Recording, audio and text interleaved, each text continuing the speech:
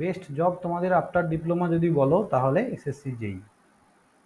তো এসএসসি জেই সম্বন্ধে সবার কার কি ধারণা আছে, কে কি জানো একটু বলো দেখি শুনি। একটু ডিসকাস করি জব সম্বন্ধে, তারপর নয় পড়াবো, কি বলো? বলো কার কি ধারণা আছে এসএসসি জেই প্যাটার্ন বা কি কি জানো, বলো শুনি একটু। এসএসসি যেই দুটো থাকে হয়, ফার্স্ট একটা প্রিলি আর একটা মেন্স। একদম একদম একদম। হ্যাঁ, প্রিলিতে কত মার্কস থাকে প্রিলিতে? তো 200 মার্ক থাকে। 200 মার্কস, এটার মধ্যে মার্কস আর ডিস্ট্রিবিউশন? মেন্সে 300। একদম, মেন্সের 300। প্রিলির ডিস্ট্রিবিউশনটা কি করে হয়? মেন্স টেকনিক্যাল 100 হ্যাঁ, আর জেনারেল অ্যাওয়ারনেস আর রিজনিং 50-50। এক্স্যাক্টলি, 50 + 50। এই যে 50টা রিজনিং, এটা সব থেকে বেশি স্কোরিং, জানো কি? হ্যাঁ স্যার, ওখানে নাম্বারটা জেনারেল অ্যাওয়ারনেস আর রিজনিং এর নাম্বারটা স্যার একটু মানে আমাদের ক্যারি করতে হবে ওটাতে। একদম, দেখো টেকনিক্যাল আমি তোমাদের বলছি। আর তোমরা এটা জানো কি যে প্রিলি আর মেন্স মিলে তোমাদের কাট অফ হয়, অল ওভার কাট অফ যেটা হয়, প্রিলি মেন্স মিলে।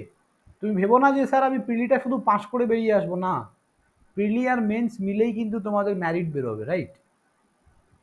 Merit list. হ্যাঁ, এবার দেখো, এই যে 100 মার্কস, এটা একদম ইজি থাকে, একদম ইজি, একদম ইজি থাকে। আমি তোমাদের প্রচুর কোশ্চেন করাবো, প্রচুর, যত প্রিভিয়াস ইয়ার আছে, যত বই আছে সব করাবো। আর কে রাজপুত বলো, জেবি গুপ্তা বলো, কেউ যদি জেবি গুপ্তা। সত্যি কথা বলতে স্যার টেকনিক্যালটা সেরকম ভাবে হয়নি পড়া আর কি। বুঝতে পেরেছি, ওটাই তো ভালো করে পড়তে হবে। তার কারণ আমি বলছি আস্তে আস্তে সব পরীক্ষায় আমি তুলবো, একটু দেখো, দেখো ডিসকাস করছি আমি। এসএসসি জেইর জন্য এই পোর্শনটা আমি বলছি টেকনিক্যাল পোর্শন একদম ইজি থাকে।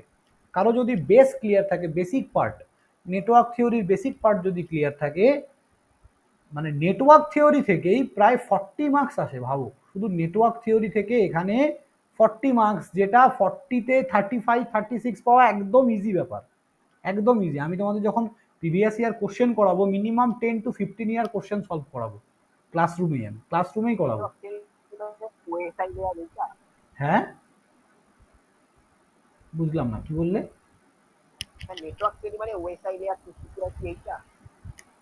না না, নেটওয়ার্ক থিওরি বলতে সার্কিট থিওরি, যেটা কেভিএল কেসিএল আছে না। হ্যাঁ, তো নেটওয়ার্কের মধ্যে আসছে হচ্ছে বেসিক ইলেকট্রিক্যাল আর নেটওয়ার্ক, দুটোই একসাথে, এটা basic electrical plus network theory. তো বেসিক ইলেকট্রিক্যাল দিয়ে স্টার্ট হবে। এই দুটো যদি কেউ পড়ে, বেসিক ইলেকট্রিক্যাল মানে বেসিক পার্টটুকু, তার মানে আমি বেসিক ইলেকট্রিক্যালের মধ্যে তোমরা বলতে পারো স্যার এখানে বেসিক ইলেকট্রিক্যালে তো বেসিক পার্টে মেশিনও আছে, আমি ওই দিকে যাচ্ছি না, একদম বেসিক পার্ট প্রথমের থেকে যেগুলো শুরু হচ্ছে, কারেন্ট, ভোল্টেজ, ক্যাপাসিটার বা কি করে লিখবো, তারপরে ইন্ডাক্টার, এদের প্রপার্টি, এই সব দিয়ে নেটওয়ার্ক থিওরাম বলতে থিওরামগুলো, থেমনিন, নর্টন, এইসব, ঠিক আছে। সো বেসিকটা খুব ভালো করে করানো হবে। তোমরা দেখবে যে ইয়ারের কোশ্চেন যখন সলভ করছো, এই দুটো জায়গার থেকে প্রায় 40 মার্কস ক্যারি হচ্ছে, ঠিক আছে। বাকি 40, প্রতি বছর 40 না থাকলেও মানে 35-এর মধ্যে থাকে, 40 থেকে 35, ওকে। এইবার বাকি হচ্ছে মেশিন পাওয়ার সিস্টেম, সমান ওয়েটেজ, এই দুটো মিলে আরও 35 ধরে নাও, ঠিক আছে।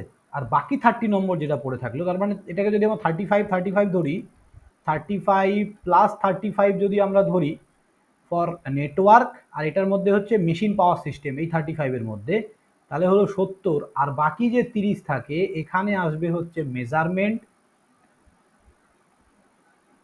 যখন কোনো একটা এক্সাম দিচ্ছ, এক্সামের পুরো স্ট্র্যাটেজিটা মানে তোমার জানা দরকার, ঠিক আছে।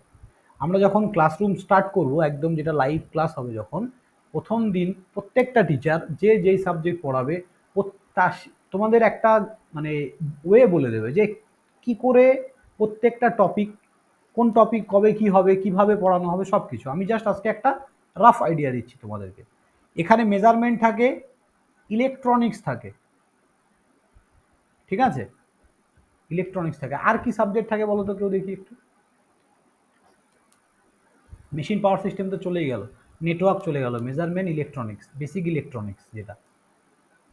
এখন রিসেন্টলি কিছু সাবজেক্ট থাকছে যেটা হচ্ছে পাওয়ার ইলেকট্রনিক্স।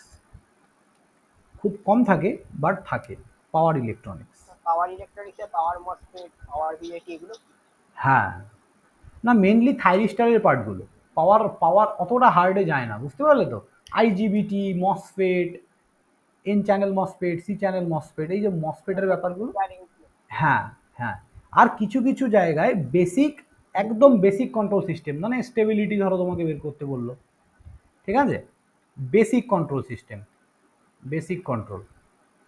তাহলে এই হচ্ছে আমাদের 100 মার্কস। তার মানে আমাদের মেন 6টা টেকনিক্যাল সাবজেক্ট খুব ভালো করে স্ট্রং করতে হবে। One is called network theory. Network theory যখনই বলবো তোমাদেরকে, তখন তার মধ্যে কিন্তু বেসিক ইলেকট্রিক্যাল আসছে, বেসিক ইলেকট্রিক্যাল এটার মধ্যেই থাকছে। ফার্স্ট হচ্ছে এটা, যার নেটওয়ার্ক স্ট্রং আছে তার কাছে মেশিন কোনো ব্যাপার নয়। দেন মেশিন, দেন পাওয়ার সিস্টেম,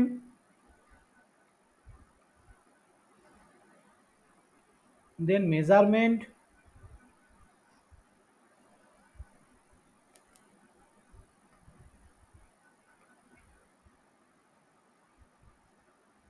দেন হচ্ছে তোমার বেসিক ইলেকট্রনিক্স,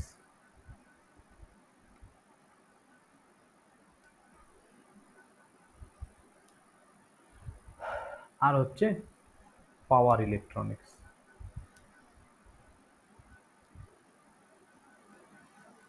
কন্ট্রোল সিস্টেম খুব বেশি একটা দরকার পড়ে না ফর এসএসসি জেই।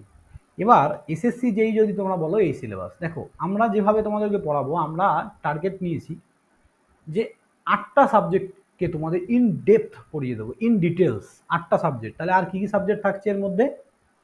এর মধ্যে আর থাকছে হচ্ছে কন্ট্রোল সিস্টেম, যেটা আমি বলে দিলাম যে এসএসসি জেইর জন্য কন্ট্রোল সিস্টেম খুব বেশি ইম্পর্টেন্ট নয়, বাট যদি তুমি পিএসসি জেই বেরোয়, তখন কিন্তু পিএসসি জেইতে কিন্তু তোমার কোনো নন টেকনিক্যাল পার্ট থাকবে না, তখন টেকনিক্যাল পার্ট থাকবে। কিন্তু রেলওয়ে জেই বেরোলো, তখন কিন্তু টেকনিক্যাল নন টেকনিক্যাল, টেকনিক্যাল কিন্তু ওখানে যেটা লাস্ট টাইম যেটা হয়েছে রেলওয়ে জেইতে, কেউ জানো নন টেকনিক্যাল পার্ট কি ছিল?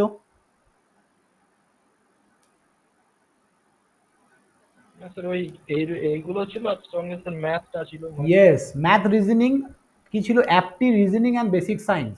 ওকে, সবার সিলেবাস কিন্তু আলাদা, বাট টেকনিক্যালটা কিন্তু আমি যদি আমি তোমাদের একটা, এটা একদম পুরো কম্প্যাক্ট কোর্স, কম্বাইন কোর্স, যেখানে আমরা 9টা টেকনিক্যাল সাবজেক্ট একদম স্ট্রং করে দেবো তোমাদের। কন্ট্রোল সিস্টেম হলো, সিগন্যাল সিস্টেম, ঠিক আছে, আর হচ্ছে, আর কি ইলেকট্রিক্যালের স্টুডেন্টরা বলো আর কি পড়তে হবে, কি মনে হচ্ছে?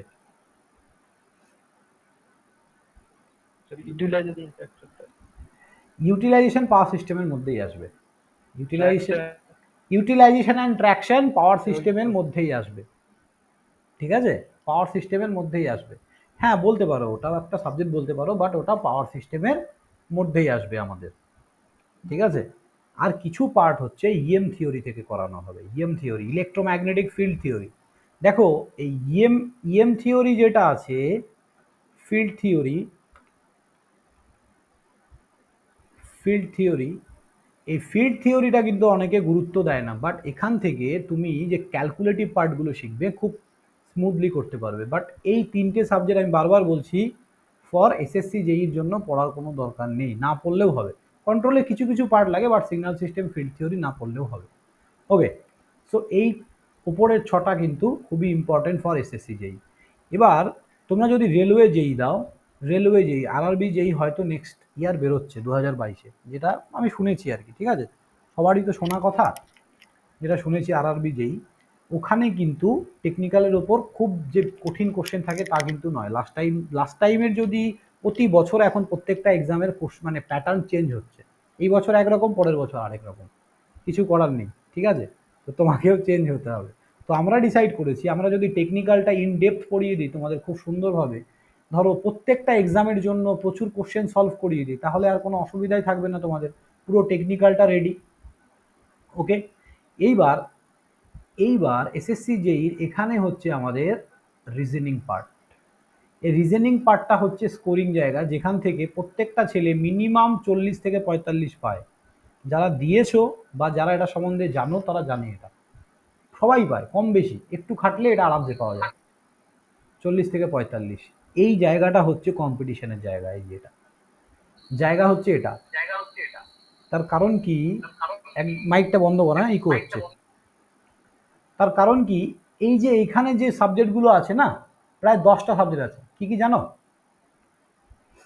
দেখো আমি বলছি, সিলেবাস সম্বন্ধে সবার একটা ভালো আইডিয়া কিন্তু রাখা দরকার। আমি বারবার বলছি, কোনো একটা এক্সামে অন্ধের মতো প্রিপারেশন করলে কোনোদিনও হবে না। ফার্স্ট ওয়ান হচ্ছে এখানে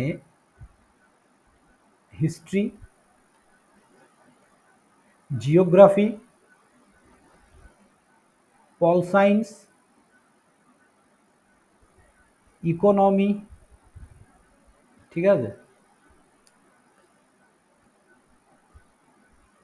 ফিজিক্স, কেমিস্ট্রি। কারো যদি বোর লাগে বলবে যে স্যার পড়ানো স্টার্ট করুন, এগুলো ভালো লাগছে না, ঠিক আছে। কেমিস্ট্রি, ফিজিক্স, কেমিস্ট্রি আর বায়োলজি, প্রত্যেকটাতে 5 নম্বর করে আসে। আমি একদম তোমাদের প্রিভিয়াস ইয়ার কোশ্চেন যদি চাও আমি পাঠিয়ে দেবো তোমাদের। Physics, chemistry, biology, EVS, environmental science, GK, GS. Okay, তো এটা অ্যাকচুয়ালি জিকে, আর এটা ওই এটাকে বলতে পারো কারেন্ট অ্যাফেয়ার্স। Current affairs. হ্যাঁ, কারেন্ট অ্যাফেয়ার্স টাইপের, ঠিক আছে। এই হচ্ছে টোটাল 10টা ভাগ, 5 নম্বর করে প্রত্যেকটা জায়গা থেকে আসে। ক্লিয়ার? তো এই হচ্ছে কোশ্চেন প্যাটার্ন। তো এই জায়গাটা কিন্তু একটা বিরাট জায়গা। এইটাও যদি কেউ ভালো করে পড়ে, কেউ যদি শুধু এটা, দেখো আমাদের টিম যে আছে, যে দুজন টিচার আছে খুবই ভালো নন টেকনিক্যালে, ঠিক আছে, তোমরা পড়লে বুঝতে পারবে, পড়াবে ওরা, ডেমো ক্লাস তো করাবে, তখনই বুঝতে পারবে। তো এইটাও যদি কেউ ভালো করে পড়ে যায়, তাহলেও কিন্তু সে অন্যান্য জবের জন্য এলিজিবল। আরও যে জবগুলো বেরোচ্ছে, not only technical, non technical অনেক কিছু বেরোচ্ছে, তাই না? তো নন টেকনিক্যাল জবের জন্য কিন্তু এলিজিবল হয়ে যাবে। এটা একটা হিউজ এরিয়া, হিউজ, ঠিক আছে। তো এই হচ্ছে এসএসসি জেইর প্যাটার্ন। বাকি যে এক্সামগুলো, পিএসসি জেই তো বললাম আমি, পিএসসি জেইতে কী হয়, একটু ডেপথে কোশ্চেন থাকে বাট পুরো টেকনিক্যাল থাকে, ঠিক আছে, একটু ডেপথে কোশ্চেন থাকে বাট পুরো টেকনিক্যাল থাকে। আর এসিডিসিএল বা এসিটিসিএল যারা যেগুলো বেরোয় ওগুলো টেকনিক্যালি থাকে, কিন্তু কোশ্চেন মডারেট কোশ্চেন হয়, খুব চাপের কোশ্চেন হয় না। পিএসসি জেইটা একটু টাফ হয়। ওকে, তো এই কয়েকটা এক্সামকে যদি, আর এবার কেএমসিতে যেগুলো বেরোয়, কেএমসি কোশ্চেন কিন্তু স্ট্যান্ডার্ড হয়, আই থিঙ্ক যারা দিয়েছো দেখেছো, মোটামুটি স্ট্যান্ডার্ড, যেটা কলকাতা মিউনিসিপ্যাল কর্পোরেশন, কিন্তু ওদের সিট খুব কম বেরোয় আর কি, খুবই কম। এই হচ্ছে মোটামুটি ওভারভিউ, যেটা এসএসসি যেই প্রতি বছর বেরোয়। এটা হচ্ছে প্রিলিমসের সিলেবাস। আর এই 300 নম্বর যেটা থাকে, এটা পুরো ডেসক্রিপটিভ টাইপ। সবাই বলে যে এই 300 নম্বর কেউ যদি প্রিভিয়াস 10 ইয়ার কোশ্চেন করে যায়, মোটামুটি 180 থেকে মোটামুটি 150 থেকে 180 মতো আনসার করা যায়। বাট ঠিক আছে, কিন্তু ঠিকই বলে কথাটা, খুব একটা খারাপ কথা নয়, ঠিক আছে। তো কেউ যদি প্রিভিয়াস ইয়ার সত্যিই করে যায়, 150 নম্বর পাওয়াটা ইজি হয়। এই ডেসক্রিপটিভ টাইপগুলো কি করে করতে হবে, এগুলো আমি তোমাদের সব দেখাবো, ঠিক আছে। অ্যাকচুয়াল কি করে একটা মানে লিখবে, লেখার প্যাটার্নটা কেমন হওয়া উচিত। জাস্ট আমি ঝড়ের বেগে খালি আমরা যেমন সেমিস্টার এক্সামে লিখে দিয়ে চলে আসলাম, সেরকম কিন্তু লিখলে তুমি সব লিখলেও মার্কস পাবে না আর কি। আলটিমেট তোমাকে লিখতে হবে। সাপোজ তুমি ডেসক্রিপটিভ টাইপ লিখছো, আর লিখছো আর equal to rho L by A, তুমি ডিসক্রাইব করলে না, বা পাশে ছোট্ট করে লিখে দিলে না এলটা কি, এটা কি, রোটা কি, ওরা কিন্তু ওটাকে মার্সি করবে না, ঠিক আছে। তো লিখতে হবে যতটুকু লিখবে, যেটা প্রপার লেখা হয়, সুন্দরভাবে লেখা হয়। ডেসক্রিপটিভ লেখার এটাই কারণ যে তুমি কতটা গোছানো ছেলে, ওরা তোমার কাছে দেখতে চায় তুমি কতটা জিনিসটাকে জানো, বা কতটা মানে কতটা ডেপথ নলেজ আছে তোমার, ঠিক আছে। এই হচ্ছে ব্যাপার। তো চলো সিলেবাস নিয়ে একদম ইন ডিটেলস আমি নেটওয়ার্ক থিওরি পড়াবো, ইন ডিটেলস নেটওয়ার্ক নিয়ে আলোচনা করব তোমাদের যখন ক্লাস স্টার্ট হবে। তো আজকে আমি একটু বেসিক ইলেকট্রিক্যাল তোমাদের সাথে শেয়ার করব, তোমরা কেমন কী কী জানো, বেসিক কারেন্ট কী বা ভোল্টেজ কী একটু দেখি। ওকে, কারো কোনো ডাউট আছে এখানে, বলো। নেই? ওকে, চলো, সো দেখো ইন ডিটেলস পড়ানো হবে কিন্তু ভালো করে বোঝো। সো সবার আগে আমাকে তোমরা কেউ বলো কারেন্ট কি, হোয়াট ইজ কারেন্ট? সবাই তো ইলেকট্রিক্যাল ইঞ্জিনিয়ার এখানে। ফ্লো অফ নেগেটিভ চার্জ মানে electron. Flow of electron, sir flow of electron in a close circuit. Flow of electron in a close circuit, একদম একদম। ইলেকট্রন কি তাহলে? এবার ইলেকট্রন ফ্লো করছে, তাহলে কারেন্ট কি করে ফ্লো হচ্ছে? কোনোদিন এই কোশ্চেনগুলো আসেনি মাথায়? কি করে ইলেকট্রন, সবাই বলে তো নেগেটিভ চার্জ। নেগেটিভ চার্জ, ওকে। তাহলে ইলেকট্রন যেদিকে ফ্লো করে কারেন্ট তার উল্টো দিকে ফ্লো করে, এই কথাটা শুনেছো আগে? বলে না এই কথাটা? সবাই বলে তো যে ইলেকট্রন যেদিকে ফ্লো করে কারেন্ট তার উল্টো দিকে ফ্লো করে। তাহলে এই জিনিসটা অ্যাকচুয়ালি কি? এটা সম্বন্ধে আইডিয়া কি আছে তোমাদের? কি করে হচ্ছে এটা এক্সপ্লেন করতে পারবে? দেখো ঠিক আছে, আমি কিছু বেসিক বলছি, দেখো এই বেসিক থেকে প্রচুর কোশ্চেন আসে।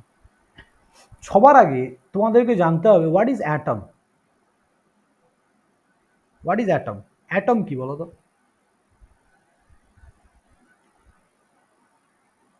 What is atom? দেখো atom is a uncuttable situation of a things. একটা থিংসের আনকাটেবল সিচুয়েশন, তার মানে প্রত্যেকটা ক্লাসই আমার এরকম হওয়া দরকার যাতে বেসিকগুলো হওয়া ক্লিয়ার থাকে, ভালো করে বোঝো। অ্যাটম কি? ধরো একটা আপেল আছে এখানে, বাবারে হলো না, যাই হোক আছে। এবার এই যে এই জিনিসটাকে তুমি যখন কাটছো, কাটতে কাটতে কতক্ষণ কাটবে তুমি এটাকে? একটা সময় গিয়ে একটা ক্ষুদ্র কণা পড়ে থাকবে তো, সেই ক্ষুদ্র কণাটাকে কিন্তু আর ব্রেক করা পসিবল হবে না, সেই ক্ষুদ্র কণাটাকে কিন্তু ব্রেক করা পসিবল হবে না।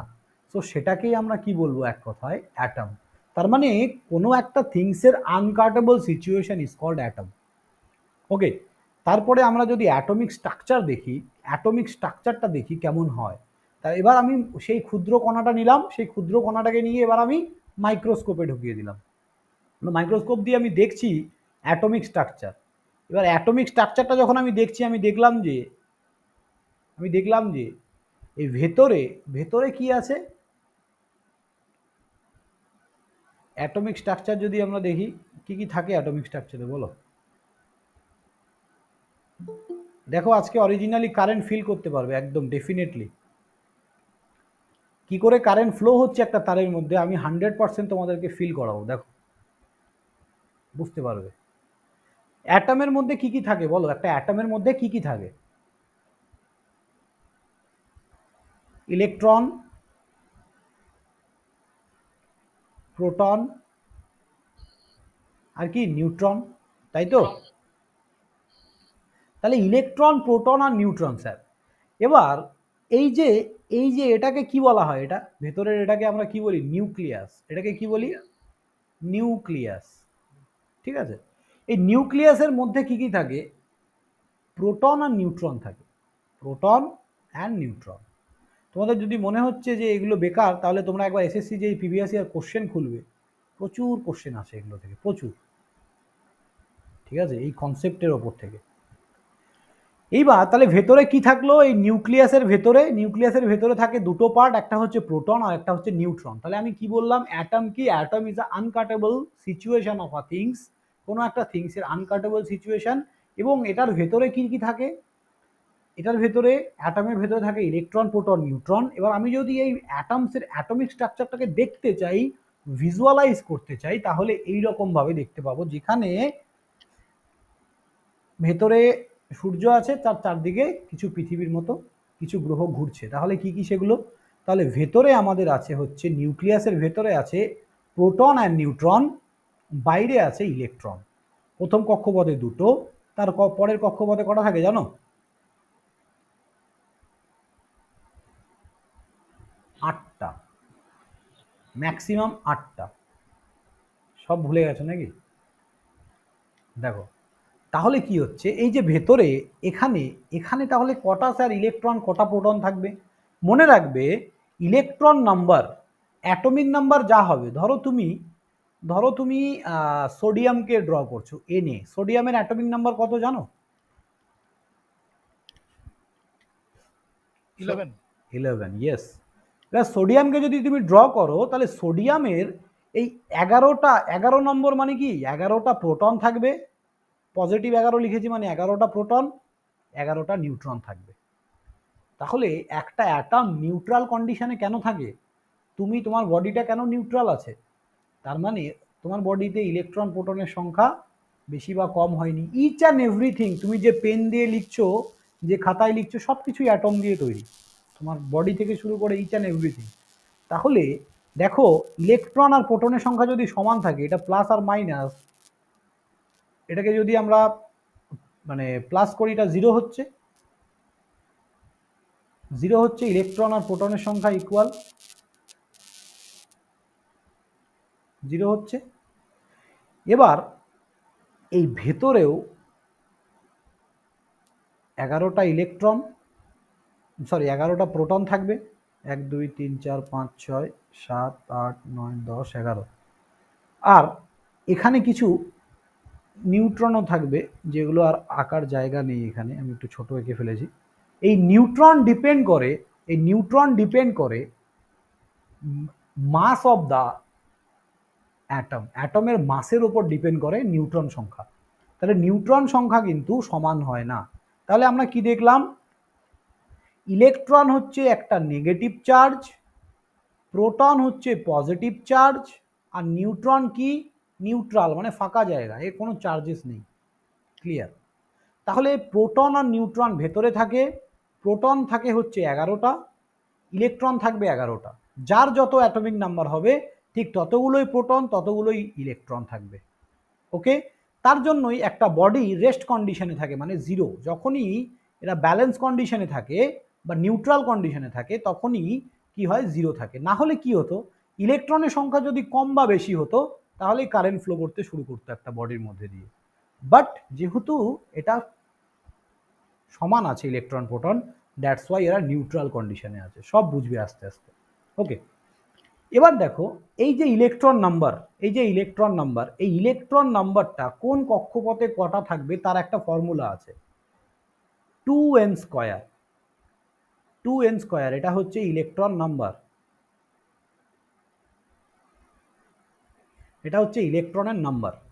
তাহলে এন, এন যদি তুমি 2 লেখো, এন এর জায়গায় যদি 2 লেখো, তার মানে কি দ্বিতীয় নম্বর কক্ষপথ। এন এর মধ্যে যদি 1 লিখো, তার মানে ফার্স্ট কক্ষপথ। তাহলে N is a number of orbit, N equal to number of orbit. Okay, N is a number of orbit. তাহলে ফার্স্ট অরবিটে কটা ইলেকট্রন থাকবে? এন এর জায়গায় 1 বসাও, 2 ইন্টু 1 স্কোয়ার, দ্যাট মিনস দুটো। তাহলে দেখো, তার মানে প্রথম কক্ষপথে ম্যাক্সিমাম দুটো ইলেকট্রন থাকতে পারে। ওকে, সেকেন্ড কক্ষপথে কটা ইলেকট্রন থাকবে? 2 ইন্টু 2 স্কোয়ার, দ্যাট মিনস 8টা। তাহলে তোমরা বলো থার্ড কক্ষপথে কটা থাকবে ইলেকট্রন, ম্যাক্সিমাম কটা থাকতে পারে?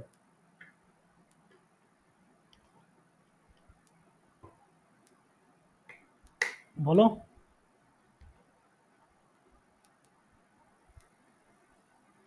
থার্ড কক্ষপথে ম্যাক্সিমাম কটা ইলেকট্রন থাকতে পারে? ঝটপট বলো। 18টি।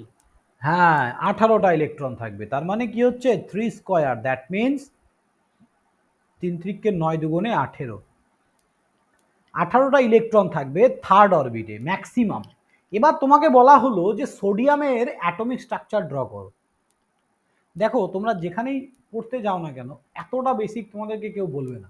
আমি চাইছি যাতে আমার ছেলেরা কোনো জায়গায় যাতে বাদ না থাকে, ইলেকট্রন কেমন করে ফ্লো করছে, ইচ অ্যান্ড এভরিথিং তোমাদের কাছে ক্লিয়ার থাকা দরকার। ঠিক আছে? বেসিক ইলেকট্রিক্যালটা যখন শেষ হবে বুঝতে পারবে তোমাদের কনফিডেন্স লেভেলটা কোথায় যায়। দেখো, তাহলে আমরা দেখলাম এটা হচ্ছে ইলেকট্রন নাম্বার। এবার আমাকে বলো, তুমি সোডিয়ামকে ড্র করছো, সোডিয়ামের 11টা ইলেকট্রন, দুটো প্রথম কক্ষপথে গেল, 8টা সেকেন্ড কক্ষপথে গেল, আর কটা পড়ে থাকছে? একটা। একটা। তাহলে এই একটা কোথায় যাবে? থার্ড অরবিটে। থার্ড অরবিটে, বোঝা গেল? থার্ড অরবিট এটা। তাহলে এই 3 নম্বর অরবিটে কিন্তু ম্যাক্সিমাম 18টা থাকতে পারতো, বাট আছে কটা? একটা মাত্র। ঠিক আছে, কিন্তু ম্যাক্সিমাম 18টা থাকা যায়। এই যে আউটার অরবিটে যে ইলেকট্রন, এই যে আউটার অরবিটে যে ইলেকট্রন, এটাকে আমরা বলি free electron. Free or valence electron and valence electron.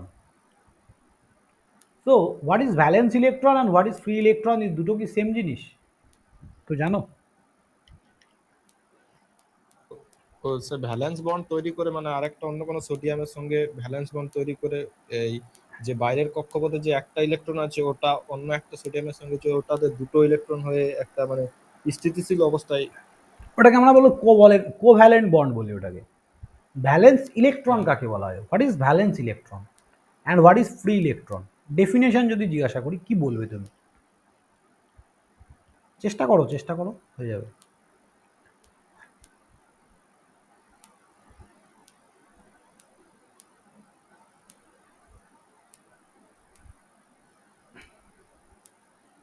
দেখো বলছি আমি, হ্যাঁ দেখো, ভ্যালেন্স ইলেকট্রন আর ফ্রি ইলেকট্রনের মধ্যে তফাৎ।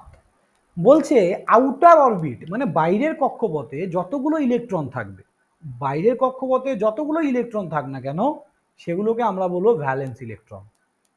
কিন্তু কিন্তু ফ্রি ইলেকট্রন তাহলে স্যার কাকে বলে?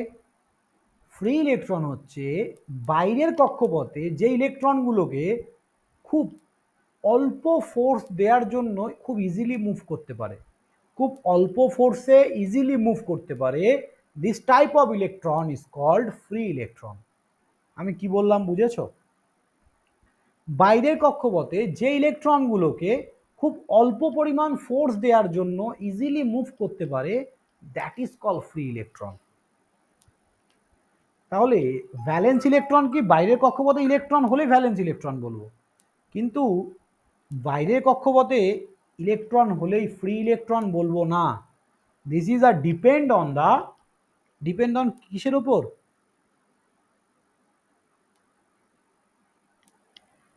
বলো কিসের ওপর ডিপেন্ড করে? ফোর্সের ওপর ডিপেন্ড করে। কি বললাম বুঝলে? Depend on force. তার মানে ফ্রি ইলেকট্রন ডিপেন্ড করছে ফোর্সের ওপর, তুমি কতটা পরিমাণ ফোর্স দিলে এটা ইজিলি মুভ করতে পারবে তার ওপর ডিপেন্ড করে। ওকে, তাহলে এবার দেখো, দেখো এবার বুঝতে পারবে যে একটা কন্ডাক্টরের মধ্যে দিয়ে কি করে ইলেকট্রন ফ্লো হচ্ছে, ভালো করে বুঝবে। তাহলে স্যার ফ্রি ইলেকট্রন এক্স্যাক্টলি কতগুলোকে আমরা বলবো? দেখো ফ্রি ইলেকট্রন স্যার এক্স্যাক্টলি কতগুলোকে আমরা বলবো? একটা, দুটো, তিনটে, চারটে। তার মানে বাইরের কক্ষপথে স্যার একটাও থাকতে পারে, দুটোও থাকতে পারে, তিনটেও থাকতে পারে, চারটা, পাঁচটা, দশটা, যা ইচ্ছে থাকতে পারে।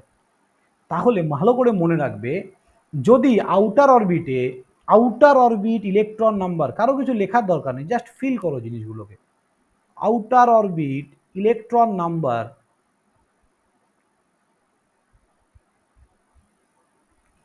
আউটার অরবিটে যদি ইলেকট্রনের সংখ্যা, এটা ই দিয়ে লিখছি, যদি 4-এর থেকে কম হয়, 4-এর থেকে যদি কম হয় তাহলে সেগুলোকে আমরা কি বলছি? ফ্রি ইলেকট্রন, বা 4-এর সমান হলেও বলতে পারো।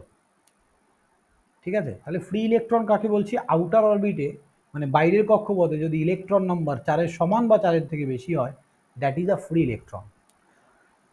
ওকে, এই ফ্রি ইলেকট্রন তার মানে অ্যাকচুয়ালি তখন যখন একটা তারের মধ্যে, দেখো একটা কন্ডাক্টরের মধ্যে, এটা একটা কন্ডাক্টর, এটা একটা তামার তার, বোঝো স্যার, এটা একটা তামার তার। এটার মধ্যে তুমি যখনই ব্যাটারি লাগিয়ে দিচ্ছ, তুমি যখনই ব্যাটারিটা লাগাচ্ছ, এই যে এটা ব্যাটারি ভোল্টেজ, যখনই তুমি ভোল্টেজ দিলে, voltage what is voltage? One type of force, যেটা কি করে ইলেকট্রনকে ফ্লো করায়, আর কিচ্ছু না। ভোল্টেজ আর কিচ্ছু না, নাথিং, অনলি ইলেকট্রনকে ফ্লো করায়। এবার এখানে এই কন্ডাক্টরের মধ্যে কি আছে? অসংখ্য অসংখ্য এই কন্ডাক্টরটা, এটা ধরো তামার তারটা, তো এটা পুরোটাই তামার তার, এরকম কোনো ব্যাপার নেই, এটা পুরোটাই তামার তার। এবার এই যে তারের মধ্যে অসংখ্য কি থাকবে বলো? এই তারটা কি দিয়ে তৈরি অ্যাকচুয়ালি? আমি কি বললাম, আমাদের প্রত্যেকটা জিনিস কি দিয়ে তৈরি? অ্যাটম দিয়ে তৈরি, রাইট? প্রত্যেকটা জিনিস অ্যাটম দিয়ে তৈরি। হ্যাঁ স্যার। হ্যাঁ, তার মানে অ্যাটম মানে স্যার অ্যাটমের মধ্যে ইলেকট্রন থাকবে তো, তাহলে এখানে অসংখ্য এরকম ইলেকট্রন থাকবে, যতগুলো অ্যাটম থাকবে ততগুলো ইলেকট্রনও থাকবে, এরকম প্রচুর ইলেকট্রন থাকবে। তার মানে ধরো কপার নিলাম, কপারের অ্যাটমিক নাম্বার হচ্ছে 29। এটাকে যদি আমি অ্যাটমিক স্ট্রাকচারে ড্র করি 2 8 18 1, তাহলে আউটার অরবিটে কটা ইলেকট্রন গেল? একটা, প্রথম কক্ষপথে দুটো, দ্বিতীয় কক্ষপথে 8টা, 3 নম্বর কক্ষপথে 18টা। তাহলে আউটার অরবিটে স্যার কটা ইলেকট্রন থাকছে? একটা ইলেকট্রন থাকছে স্যার, একটা। একদম আউটার অরবিটে ইলেকট্রন থাকছে একটা। এই যে একটা ইলেকট্রন, এটাকে আমি ধরছি এই যে লাল ডট ডট ডট দিয়েছি, প্রত্যেকটা অ্যাটমের মধ্যে একটা করে অসংখ্য এরকম ইলেকট্রন আছে, এটাকেই আমরা বলছি ফ্রি ইলেকট্রন। এবার তুমি যখনই এখানে ফোর্স দিচ্ছ, এই ফ্রি ইলেকট্রনগুলো কি করছে? মুভ করছে। এই ফ্রি ইলেকট্রনগুলো মুভ করছে জন্যই কিন্তু কারেন্ট ফ্লো হচ্ছে। এবার দেখো কত সুন্দর, জিনিসটা আরো ভালো করে বুঝতে পারবে। এবার এই ফ্রি ইলেকট্রনগুলো কি করে স্যার মুভ করছে? দেখো ফ্রি ইলেকট্রনগুলো কি করে মুভ করছে, ভালো করে দেখো। ধরো এখানে 4টে এইভাবে ইলেকট্রন রেখেছি আমি, 4টে ইলেকট্রন এভাবে রাখা আছে। এই 4টে ইলেকট্রনের পাশে আমি যদি কিছু পজিটিভ চার্জকে নিয়ে আসি, তাহলে এই ইলেকট্রন মানে নেগেটিভ চার্জ আর এগুলো পজিটিভ চার্জ, তাহলে এই ইলেকট্রন কি হবে? পজিটিভ চার্জের দিকে চলে যাবে, মানে অ্যাট্রাক্ট করবে না রিপল করবে? অ্যাট্রাক্ট করবে। Exactly, good boy. তাহলে এই ইলেকট্রনটা কি করবে? অলওয়েজ এর কাছে চলে যাবে। তাহলে সবার প্রথমে কোন ইলেকট্রনটা গেল? এটা, যেটা সবার কাছে থাকবে সে সবার আগে অ্যাট্রাকশন হবে। তারপরে এটা চলে গেল, তারপরে এটা চলে গেল, তারপরে এটা চলে গেল। তাহলে ইলেকট্রনগুলো কি করে গেল? প্রথমে এটা, তারপরে এটা, তারপরে এটা, তারপরে এটা। তার মানে কি হলো? তুমি যে তার নিয়েছো, তারের মধ্যে অসংখ্য ইলেকট্রন আছে, এই তারের মধ্যে অসংখ্য ইলেকট্রন আছে, তুমি যখনই এই ভোল্টেজ মানে ব্যাটারিটা লাগিয়ে দিলে, তখনই এই ইলেকট্রনগুলো কি হবে? একটা একটা করে এর কাছে আসতে থাকবে। আমার কথাটা কি বোঝা গেছে কি বললাম? হ্যাঁ স্যার। এবার ভালো করে একটা জিনিস দেখো, ইলেকট্রনের ডাইরেকশন কোনটা? এটা তো ইলেকট্রন ফ্লো করছে এই ডাইরেকশনে। তাহলে সবার প্রথমে সিট, মানে এটা যদি তুমি ধরো যে তোমার বন্ধু বসে আছে, প্রথমে এই বন্ধুটা উঠে চলে গেল, তারপর এই বন্ধুটা উঠলো, তারপর এই বন্ধুটা, তারপর এই বন্ধুটা, তাই তো? তাহলে এই সিটগুলো খালি হচ্ছে কোন ডাইরেকশনে? এই ডাইরেকশনে। Am I right or wrong? তাহলে ইলেকট্রনের যদি ডাইরেকশন এটা হয়, তাহলে এটা কিসের ডাইরেকশন হবে? কারেন্টের। এক্স্যাক্টলি। কারেন্টের। তাহলে ফিল করলে ব্যাপারটা, বুঝলে কি করে কারেন্ট ফ্লো হয় একটা কন্ডাক্টরের মধ্যে? তুমি যখনই ব্যাটারিটা লাগাচ্ছ না, তো আমরা সবসময় কি বলি? পজিটিভ থেকে নেগেটিভে কারেন্ট ফ্লো করে। কেন বলি? তার কারণ ইলেকট্রনগুলো দেখো পজিটিভের দিকে আসছে, তাহলে প্রথমে এই ইলেকট্রনটা আসলো, তারপরে এ, তারপরে এ, তাহলে সিটগুলো খালি হচ্ছে কোন ডাইরেকশনে? এই ডাইরেকশনে। এই জন্য বলি কারেন্ট পজিটিভ থেকে নেগেটিভের দিকে আসে। কথাটা কি বোঝা গেল? বলো, বুঝেছো ব্যাপারটা কি হচ্ছে অ্যাকচুয়ালি একটা কন্ডাক্টরের মধ্যে? তুমি যখনই এখানে ব্যাটারি লাগাও না, তখনই ইলেকট্রনগুলোকে অ্যাট্রাক্ট করে, আর কারেন্ট কি করে? তার উল্টো দিকে এইভাবে ফ্লো করে যায়। এই হচ্ছে তার মেইন প্রসেস। এবার তুমি বলতে পারবে কোনো একটা অ্যাটমিক নাম্বার দেখে বলতে পারবে যে এটা মেটাল, বা এটা নন মেটাল, বা এটা কন্ডাক্টর, এটা ইনসুলেটর, বলতে পারবে অ্যাটমিক নাম্বার দেখে? দেখো প্রচুর শর্ট প্রসেস আছে, জাস্ট একটা অ্যাটমিক নাম্বার দেখে তুমি বলে দিতে পারবে যে এটা কন্ডাক্টর কিনা, অ্যাটমিক নাম্বার দেখে। ভালো করে বোঝো এইটুকু। কারো কারো কোনো ডাউট কি করে কারেন্ট ফ্লো হয় একটা কন্ডাক্টরের মধ্যে? বলো।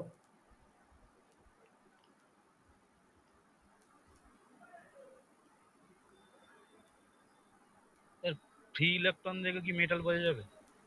এক্স্যাক্টলি, ফ্রি ইলেকট্রন দেখে আমরা মেটাল বুঝতে পারবো। আগে বলো, আমি বলছি, একদম একদম বলে দেবো, ডিটেলসে বলে দেবো। আগে বলো কারেন্ট ফ্লোটা কি করে হচ্ছে একটা কন্ডাক্টরের মধ্যে, এইটুকু কি ক্লিয়ার হয়েছে?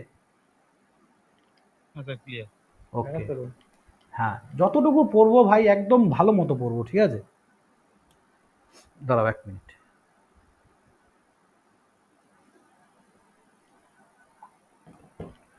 দেখো, এবার আমি কি বললাম, আউটার অরবিটে ইলেকট্রন নাম্বার সেটা যদি 4-এর থেকে কম হয়, এটাকে আমরা বলি হচ্ছে মেটাল।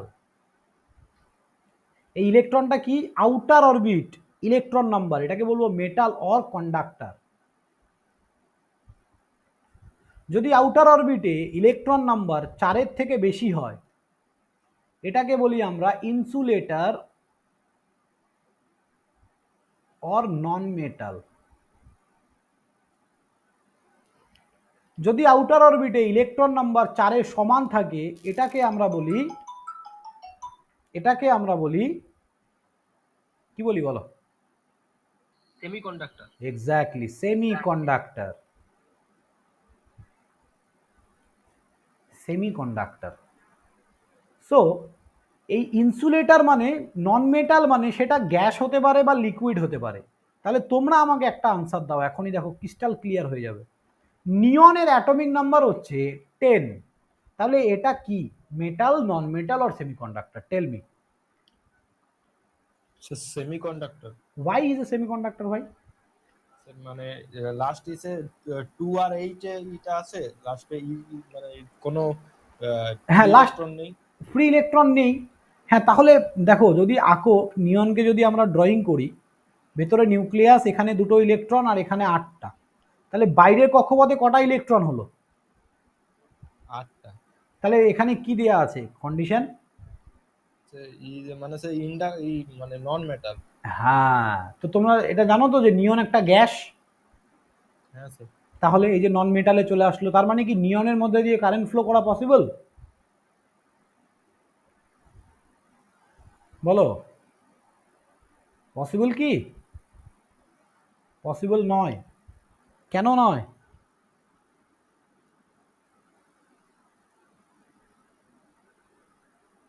স্যার ফ্রি ইলেকট্রন নেই নিয়মে, হ্যাঁ, ফ্রি ইলেকট্রন কিছু নেই। ফ্রি ইলেকট্রন নেই, এক্স্যাক্টলি। তাহলে আমরা ফ্রি ইলেকট্রন কাকে বলেছিলাম? ফ্রি ইলেকট্রন যদি বাইরের কক্ষপথে ইলেকট্রন সংখ্যা 4-এর থেকে কম বা 4-এর সমান হয়, that is call free electron. কিন্তু এখানে বাইরের কক্ষপথে ফ্রি ইলেকট্রন নেই, এগুলোকে ভ্যালেন্স ইলেকট্রন বলা যাবে?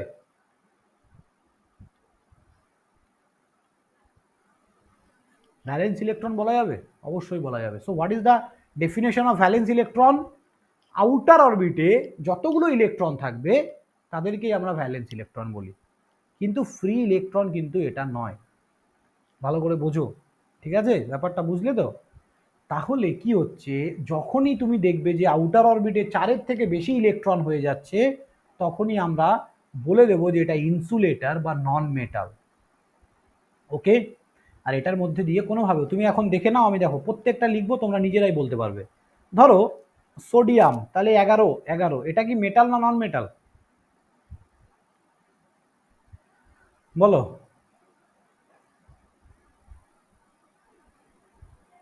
সোডিয়াম মেটাল আর নন মেটাল? ঝটপট কি করে ভাঙবো? প্রথম কক্ষপথে 2টো, তারপরে 8টা, তারপরে 1টা, তাহলে আউটার অরবিটে কটা ইলেকট্রন আছে? একটা। দ্যাট মিনস এটা মেটাল হ্যাঁ। Or conductor. তার মানে সোডিয়াম মেটালের মধ্যে দিয়ে কিন্তু খুব ইজিলি কারেন্ট ফ্লো করতে পারবে। ওকে, তারপরে ম্যাগনেসিয়াম নিলাম, এটা 12, তাহলে এটাও কি হবে? এটাও স্যার মেটাল। এটাও মেটাল স্যার।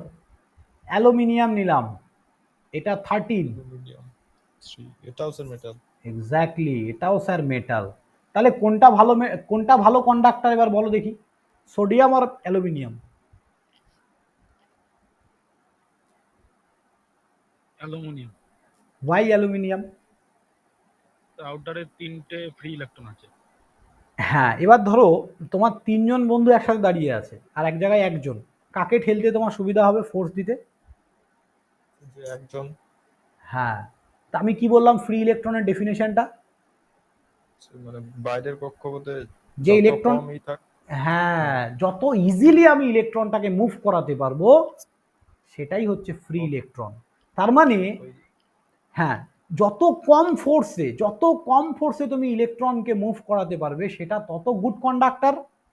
কথাটা বোঝা গেছে তো এবার? হ্যাঁ হ্যাঁ স্যার। তার মানে যত কম ইলেকট্রন থাকবে আমি তত ইজিলি কিন্তু সেটাকে মুভ করাতে পারবো। তাহলে অ্যালুমিনিয়ামের থেকে সোডিয়াম হচ্ছে গুড কন্ডাক্টর।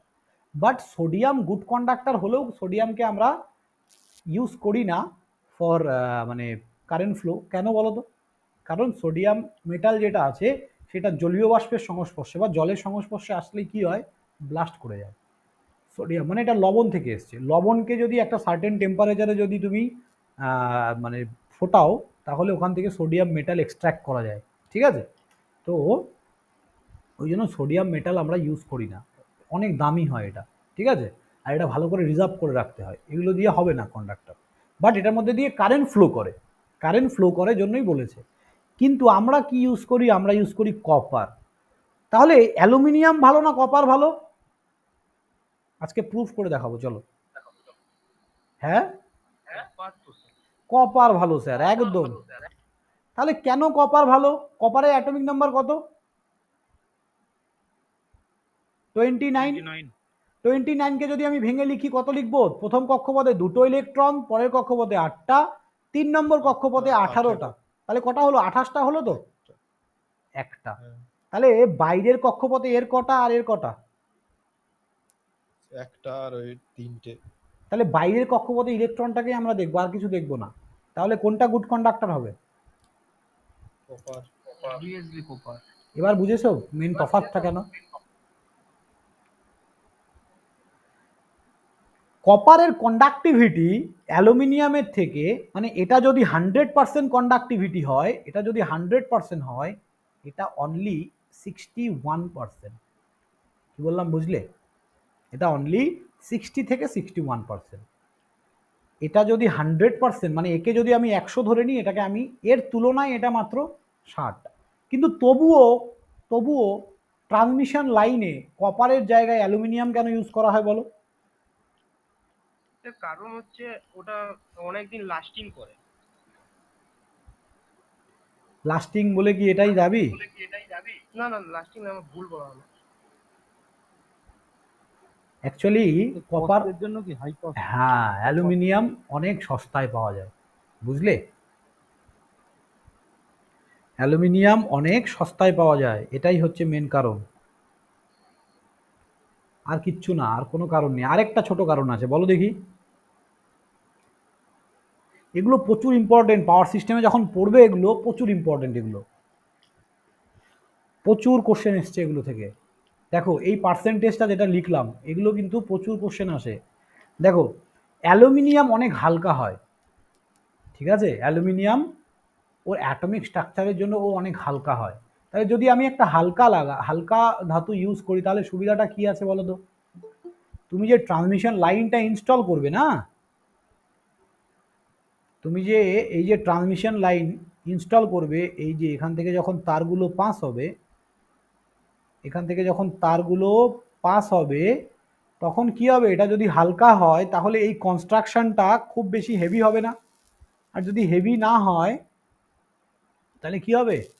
অনেক কম খরচা হবে আমার এই ইনস্টল করতে। এই জন্য হালকা তার দরকার, বুঝেছো? কিন্তু কপারের কন্ডাক্টিভিটি অনেক বেশি, কিন্তু মেনলি এই দুটো কারণের জন্য। একটা হচ্ছে লো কস্ট, আর একটা হচ্ছে কি লাইট ওয়েট। এই দুটো কারণের জন্য কিন্তু আমরা কপার কন্ডাক্টরকে কি করি? অ্যাভয়েড করি।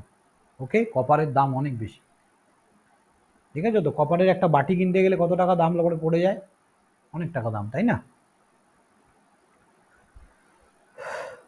চলো এবার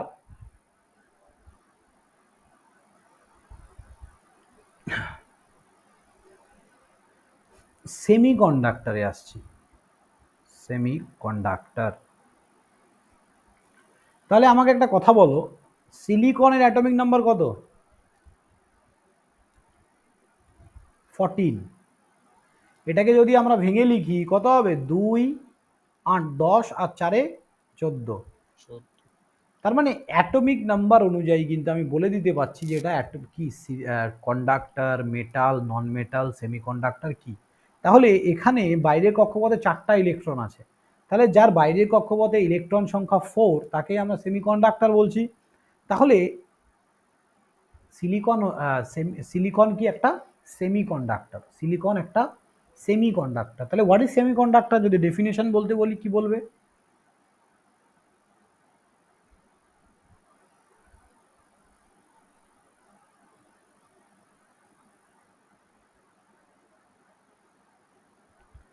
বলো, what is the definition of semiconductor? দেখো সেমিকন্ডাক্টর এটা যদি আমরা বাংলায় বলি অর্ধপরিবাহী, বলে না অর্ধপরিবাহী, অর্ধপরিবাহী কথাটার মানেটা কি? দেখো প্রত্যেকটা জিনিসের, তোমার নামের কিন্তু তুমি যদি মিনিংটা বিশ্লেষণ করো, প্রত্যেকটা জিনিসের পাওয়ার সিস্টেম, মানুষ যার মান এবং হুঁশ আছে, দ্যাট ইজ কল মানুষ। সেমিকন্ডাক্টর অর্ধপরিবাহী, যে পরিবহন করতে পারে কিন্তু পুরোপুরি সক্ষম নয়, অর্ধেক পরিবাহী করতে পারে। কন্ডাক্টর পরিবাহী, ইনসুলেটর কি, ইনসুলেটরের বাংলা কি ঠিক মনে থাকে না আমার পূর্বের জিনিসগুলো, ওই মানে অন্তরক। হ্যাঁ অন্তরক বা এরকম কিছু। তার মানে কি হচ্ছে দেখো, অর্ধ পরিবাহী এ কি করতে পারে, অর্ধেক ফ্লো করায়। তার মানে সেমিকন্ডাক্টর ইজ আ ডিভাইস বা মেটাল বা things which have a resistance in between conductor and insulator. Okay, তার মানে আমি বলতে চাইছি সেমিকন্ডাক্টরের রেজিস্টেন্স হচ্ছে কন্ডাক্টর আর ইনসুলেটরের মাঝামাঝি। তার মানে রেজিস্টেন্সের দিক থেকে যদি দেখি, তাহলে যার রেজিস্ট্যান্স বেশি তার মধ্যে দিয়ে কারেন্ট ফ্লো কি হবে, বেশি না কম? বলো ভাই, কি হবে? কম হবে। কম হবে। তাহলে আমি কি বললাম, সবার প্রথমে থাকবে হচ্ছে কন্ডাক্টর, তার থেকে একটু বেশি রেজিস্ট্যান্স দেখছি একটু বেশি সেমিকন্ডাক্টর, তার থেকে অনেক বেশি ইনসুলেটর। তাহলে কন্ডাক্টরের মধ্যে দিয়ে কারেন্ট ফ্লো কি হবে, সব থেকে বেশি হবে। সেমিকন্ডাক্টরের মধ্যে দিয়ে কারেন্ট ফ্লো মডারেট হবে, ইনসুলেটরের মধ্যে দিয়ে কারেন্ট ফ্লো একদম কম হবে, একদম কম হবে। তাহলে আমি উল্টো দিলাম এই সাইনগুলো, তাই না, উল্টো হবে। এখানে সব থেকে বেশি কারেন্ট ফ্লো, তারপরে এটা, তারপরে এটা। তাহলে কন্ডাক্টরের মধ্যে কারেন্ট ফ্লো কি হয়, সব থেকে বেশি হয়। তার কারণ কন্ডাক্টরের বাধা দেওয়ার ক্ষমতা সব থেকে কম, রেজিস্ট্যান্স মানে বাধা, বাধা সব থেকে কম কন্ডাক্টরের। তার থেকে বেশি বাধা কার, সেমিকন্ডাক্টরের। তার থেকে বেশি বাধা ইনসুলেটরের। তাহলে আমি কি বললাম, what is semiconductor? Semiconductor is a things which have a resistance in between conductor and insulator. তার মানে সেমিকন্ডাক্টর কি, একটা পরিবাহী যার মধ্যে দিয়ে কন্ডাক্টরের থেকে কম কারেন্ট ফ্লো করে কিন্তু ইনসুলেটরের থেকে বেশি, বা যার রেজিস্ট্যান্স কন্ডাক্টরের থেকে বেশি ইনসুলেটরের থেকে কম। ক্লিয়ার হয়েছে হোয়াট ইজ সেমিকন্ডাক্টর? বলো।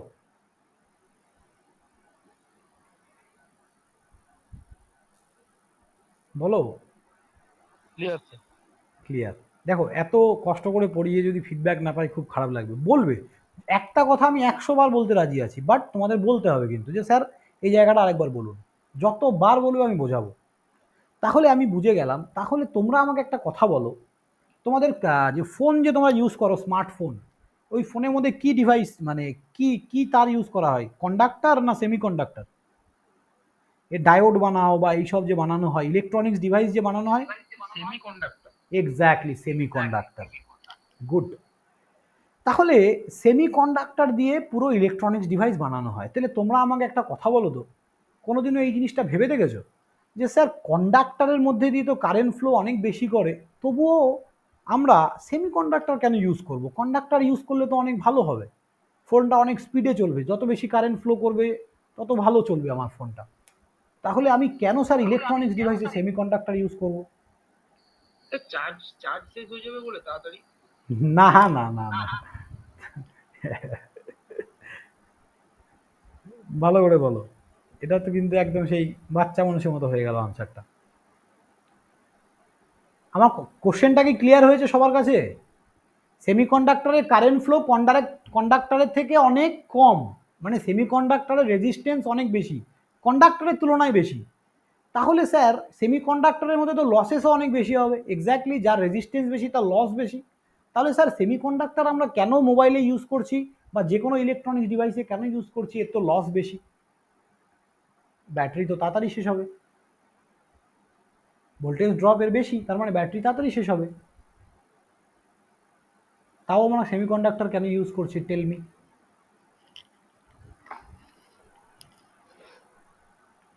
বলো। দেখো, আমি বলছি সেমিকন্ডাক্টর আমরা কেন ইউজ করছি, অনেকগুলো কারণ আছে। তুমি তোমার বাড়িতে তুমি, এটা ধরো তোমার বেড সুইচ, এটা তোমার বেড সুইচ, আর এটা তোমার লাইট। তুমি শুয়ে আছো, এই সুইচের সঙ্গে লাইটের এইভাবে তার দিয়ে কানেক্টেড আছে, সুইচের সঙ্গে লাইট এইভাবে কানেক্টেড আছে। ক্লিয়ার?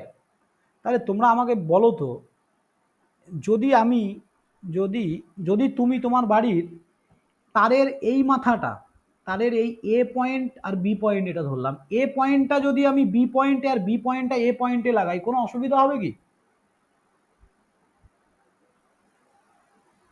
বলো বলো। না স্যার। না। কোনো প্রবলেমই নেই, আমি যেদিকে ইচ্ছা লাগাই।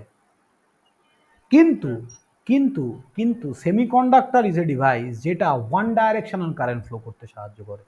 সেমিকন্ডাক্টরের মধ্যে দিয়ে, সেমিকন্ডাক্টর, ডায়োডের নাম শুনেছো তো? ডায়োড, ডায়োড কি করে? অনলি ওয়ান ডাইরেকশন কারেন্ট ফ্লোকে অ্যালাউ করে। তার মানে এই ডায়োড সেমিকন্ডাক্টর দিয়ে তৈরি হয়, একটা পি টাইপ সেমিকন্ডাক্টর আর একটা এন টাইপ, এই দুটোকে একসাথে জুড়ে দিলে একটা ডায়োড ফর্ম করে, দুটো সেমিকন্ডাক্টর দিয়ে। সব বলবো আস্তে আস্তে। তাহলে সেমিকন্ডাক্টর অ্যাকচুয়ালি কি করে? ওয়ান ডাইরেকশন কারেন্ট ফ্লো করাতে পারে। তার মানে তুমি চাইলে কারেন্টের ফ্লোটাকে কন্ট্রোল করতে পারো। এটা হচ্ছে ফার্স্ট অ্যাডভান্টেজ। সেকেন্ড অ্যাডভান্টেজ, এই যে তারটা তোমার বাড়িতে, যে কন্ডাক্টর, তামার তার লাগানো আছে বাড়িতে, সবার বাড়িতেই থাকে, এই তারের মধ্যে অসংখ্য ইলেকট্রন আছে, ইয়েস অর নো? হ্যাঁ স্যার। এই ইলেকট্রনগুলো ফ্লো করছে বলেই কারেন্ট ফ্লো করছে। হ্যাঁ। তাহলে আমাকে এই কথাটা বলো তো, এই যে ইলেকট্রনের ফ্লো, এটা কি তুমি রেগুলেটর দিয়ে কন্ট্রোল করতে পারবে?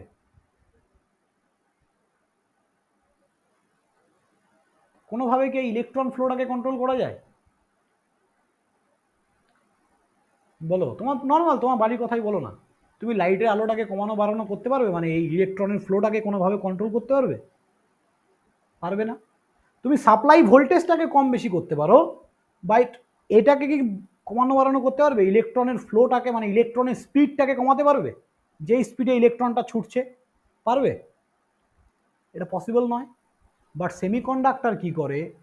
আমরা ইলেকট্রনের ফ্লোটাকে কন্ট্রোল করতে পারি। কি করে পারি সব বলবো, কিন্তু সেমিকন্ডাক্টরে কি করতে পারি আমরা? ইলেকট্রনের ফ্লো, মানে ইলেকট্রনের স্পিডটাকে তুমি কন্ট্রোল করতে পারো। আমার কথাটা কি ক্লিয়ার হয়েছে? পয়েন্ট অফ ভিউটা বুঝতে পেরেছো আমি কি বলতে চাইছি? ফ্লো অফ ইলেকট্রনটাকে তুমি কন্ট্রোল করতে পারো। সেমিকন্ডাক্টরে কি হয়? Negative current, negative temperature coefficient, টেম্পারেচারের সঙ্গে, তার মানে টেম্পারেচারের সঙ্গে রেজিস্ট্যান্সের inversely proportional in a semiconductor. তাহলে স্যার এটার সুবিধা কি? ভালো করে বোঝো। তোমার ফোনে যদি আমি কন্ডাক্টর লাগাতাম, তোমার ফোনে আমি সেমিকন্ডাক্টর খুলে দিয়ে আমি কন্ডাক্টর লাগালাম, চলো, এবার কি প্রবলেম হচ্ছে? টেম্পারেচার বাড়লে রেজিস্ট্যান্স কি হয়? কন্ডাক্টরে কি হয়? বাড়ে না কমে? নর্মাল কন্ডাক্টরে পারে। বাড়ে। এক্স্যাক্টলি, টেম্পারেচার বাড়লে রেজিস্ট্যান্স বাড়লো। তাহলে তোমার ফোন যখন তুমি ইউজ করছো, ইলেকট্রনিক্স ডিভাইস হিট হচ্ছে, তাহলে হিট হলে রেজিস্ট্যান্স এতটাই বেড়ে যাবে, আর রেজিস্ট্যান্স বাড়লে কারেন্ট ফ্লো কি হবে? কমবে। তাহলে কারেন্ট একটা সময় পর কারেন্ট ফ্লো বন্ধ হয়ে যাবে, আর কারেন্ট ফ্লোটা যদি বন্ধ হয়ে যায়, ফোনটা অফ হয়ে যাবে না আস্তে আস্তে? বলো। হ্যাঁ স্যার। হ্যাঁ স্যার। কিন্তু তোমাদের ফোনগুলো কি হিট হলে বন্ধ হয়ে যায় কারো ফোন? না স্যার। তার কারণ হচ্ছে semiconductor is a negative temperature coefficient. Temperature যত বাড়বে রেজিস্ট্যান্স তত কমবে, আর রেজিস্ট্যান্স বাড়লে কারেন্ট ফ্লো বাড়বে। হ্যাঁ, এবার একটা লিমিটেশন আছে। টেম্পারেচার বাড়বে মানে এতটাই বেড়ে গেল যে বাকি প্রোডাক্টগুলোকে মেল্ট করে দিল, গলিয়ে ফেললো, সেটা নয়। আমি জাস্ট একটা এক্সাম্পল বলছি, একটা লিমিটেশন আছে সব কিছুর। কিন্তু সেই লিমিট পর্যন্ত যদি টেম্পারেচার বাড়ে রেজিস্ট্যান্স কমবে, কারেন্ট ফ্লো কোনোদিনও কমে যাবে না, তাহলে আর কারেন্ট ফ্লো উল্টো বেড়ে যাবে। তাহলে এতগুলো অ্যাডভান্টেজ আছে সেমিকন্ডাক্টরের। কথাটা বোঝা গেল কি কি বললাম? তাহলে কাউকে বোঝাতে পারবে যে আমি কেন কন্ডাক্টরের জায়গায় সেমিকন্ডাক্টর নিচ্ছি? হ্যাঁ স্যার। কনসেপ্ট যদি ক্লিয়ার থাকে বই পড়তে হয় না গো, বুঝলে? বই যখন দেখবে, যখন বইটা খুলবে না, একদম সব কিছু জলের মতো ক্লিয়ার লাগবে তোমার কাছে। Just create your base. সবার আগে বেস ক্রিয়েট করো, কারণ গভর্নমেন্ট জব এক্সাম বর্তমান যা কম্পিটিশন মার্কেট, তাতে উইথাউট বেসে আমার মনে হয় না জব পাওয়া পসিবল, বুঝলে? যদি বেস না থাকে, বেস ক্লিয়ার না থাকে, কারণ কোশ্চেন লেভেল যত দিন যাচ্ছে হার্ড হচ্ছে।